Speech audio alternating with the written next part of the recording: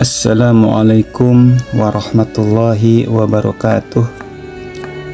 Alhamdulillahi rabbil alamin.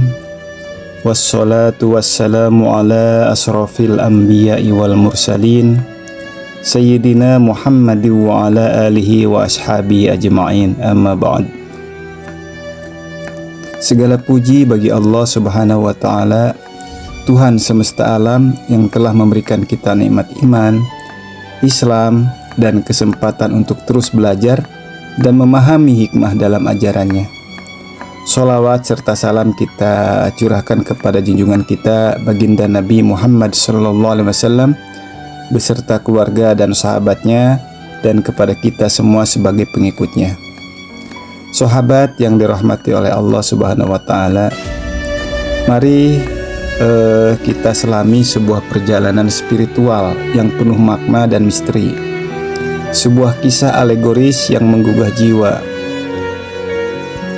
sebuah metafora tentang perjalanan manusia dari keilahian menuju duniawi dan kembali lagi kepada kehadirat Allah Subhanahu wa Ta'ala. Pada kesempatan ini kita akan membahas tentang Nabi Isa alaihissalam, bukan hanya sebagai seorang tokoh sejarah, seorang nabi, tetapi juga simbol yang mencerminkan perjuangan batiniah manusia dalam mencari hakikat kehidupan.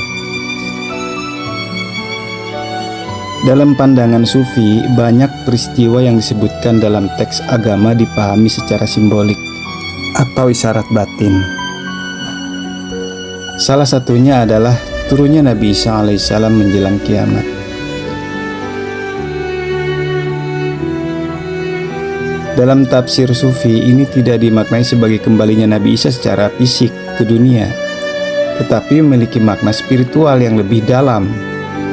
Nabi Isa alaihissalam sering dikaitkan dengan ruh atau jiwa, ma'rifat, pengenalan hakikat kepada Allah Subhanahu wa Ta'ala, dan kasih sayang.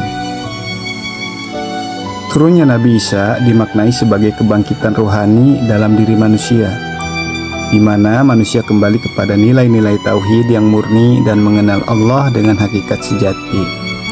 Seorang sufi besar, Ibnu Arabi, dalam kitab Ushul Hikam menafsirkan bahwa turunnya Isa bukan berarti Isa secara fisik, tetapi nilai-nilai dan ajaran Isa alaihissalam akan hidup kembali dalam hati manusia.